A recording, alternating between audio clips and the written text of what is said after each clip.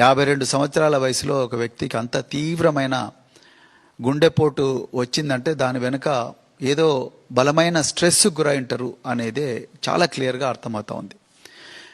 వారి కుటుంబ సభ్యులతోని, వారి సోదరులతోని, అదేవిధంగా ఆయనతో ఆప్తులుగా తిరిగిన, సన్నిహితంగా మెలిగిన వరంగల్ జిల్లా రాజకీయ నాయకులతో మాట్లాడిన తర్వాత నాకు అర్థమైంది ఏంటంటే, ఈ ప్రభుత్వం ఆయనను ఘోరంగా టార్గెట్ చేసింది. మరి పెద్ది సుదర్శన్ రెడ్డి గారు చేసిన పాపం ఏంటి? ఆయన చేసిన పాపం ఏంటంటే ఆదర్శప్రాయుడిగా బతకడం. అదేవిధంగా సివిల్ సప్లైస్ ఆయన కార్పొరేషన్కు చైర్మన్గా పనిచేశారు. ఇప్పుడున్న రాష్ట్ర డీజీపీ సివి ఆనంద్ గారు ఆయన సివిల్ సప్లైస్ చైర్మన్గా ఉన్నప్పుడు ఆయన సివిల్ సప్లైస్ కమిషనర్గా ఉన్నారు.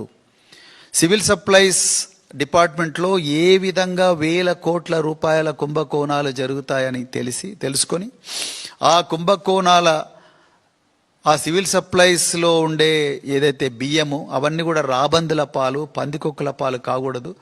వేల కోట్ల రూపాయల కుంభకోణాలు జరుగుతూ ఉన్నాయి. అది మిల్లర్ల రూపంలో కావచ్చు, ఇంకా రకరకాల వ్యక్తుల రూపంలో జరుగుతూ ఉన్నాయని చెప్పి వాటన్నిటినీ కూడా అరికట్టడానికి ఒక అద్భుతమైన ప్లాను ఆనాటి తెలంగాణ తొలి ముఖ్యమంత్రి కేసీఆర్ గారికి ఇచ్చిన ఒక గొప్ప పోరాట యోధులు పెద్ది సుదర్శన్ రెడ్డి గారు.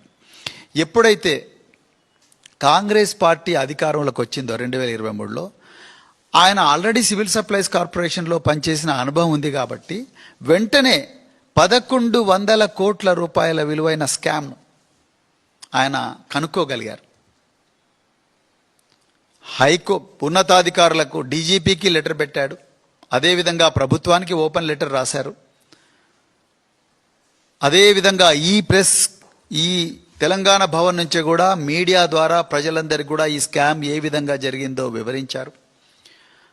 తర్వాత ఎన్ఫోర్స్మెంట్ డైరెక్టరేట్ కూడా కంప్లైంట్ చేశారు. తర్వాత హైకోర్టులో కూడా పబ్లిక్ ఇంట్రెస్ట్ లిటిగేషన్ వేశారు. సుప్రీంకోర్టులో కూడా ఈ కేసు నడుస్తుంది. 1100 కోట్ల రూపాయల తెలంగాణ ఆస్తిని కాంగ్రెసు నాయకులు పందికొక్కుల్లాగా దోచుకున్నారు. 1 కిలో బియ్యం కూడా ఒక మిల్లు నుండి గోడౌన్కు రాకుండానే, ఒక మిల్లు నుండి ఇంకొక మిల్లుకు పోకుండానే 1100 కోట్ల రూపాయలు ఒక్కటే దెబ్బన కాంగ్రెస్ నాయకులు వాళ్ళ జోబుల్లో వేసుకున్నారు అనే ఒక ఒళ్ళు గగురు పొడిచే సత్యాన్ని పెద్ది సుదర్శన్ రెడ్డి గారు బయటపెట్టారు. ఇది మొదటి విషయం. ఇక రెండో విషయం, స్కూల్ ఎడ్యుకేషన్ డిపార్ట్మెంట్లో 17,000 రూపాయల విలువైన బంకర్ బెడ్ను 33,000 రూపాయలకు కొని తద్వారా వచ్చిన 100 కోట్ల రూపాయలను కాంగ్రెస్ నాయకులు బడా కాంట్రాక్టర్ల ద్వారా వాళ్ళ జోబుల్లో వేసుకొని వాటిని మూటల్లోకి పెట్టి మూటలను ఢిల్లీకి తరలిస్తున్నారు అన్న విషయం మీద కూడా వారు వీరోచితంగా పోరాడారు. ఇంకా రకరకాల కుంభకోణాల మీద పోరాడేవారు. ఆయనకు రకరకాల సమాచారాలు వస్తున్నవి. మాతో కూడా చాలాసార్లు ఈ కుంభకోణాల మీద ఆయన చేస్తున్న పోరాటం గురించి పంచుకున్నారు.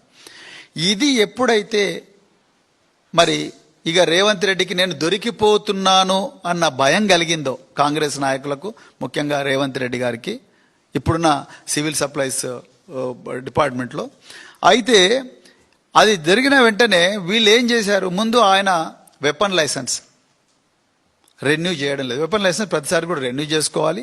ఆ రెన్యువల్ ప్రాసెస్ ఏదైతుందో దాన్ని ఆపేశారు. దానికన్నా ముందు ఇంత క్రూరంగా